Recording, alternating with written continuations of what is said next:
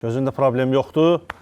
Amma bunu 100% ixtisasına uyğun həkimə aparmaq lazım. O daha dəqiq bilər. Başa düşmədim, sən özünü heç deyilənməzsən ona. Mənim ixtisasım deyil axı. Bax, sənin problemin də odur da. Hamı da hara gəldi düzəldirsən bilmirsən. Hamı gərək öz işinlə məşğul olsun.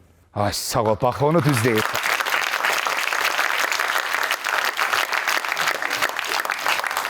Vüsal, sən öldüz deyirsən. Ay, günah məndədir. Günah məndədir ki, 5-10 manat pula görə kimi hara gəldi işə düzəltmişəm, nə var, 5-10 manat pul qazanım görürsən, axırda az qalmışdı, özümü də zibilə salım, sizi də zibilə salım, amma öz günahıma görə, qardaş. Mən inən neyniyim? Bundan sonra mən qələt eləyərəm, kimisə harasa düzəldərəm, vəssalam. Müəllim, mənə də bir iş düz qoş eləyində qalmışam avara.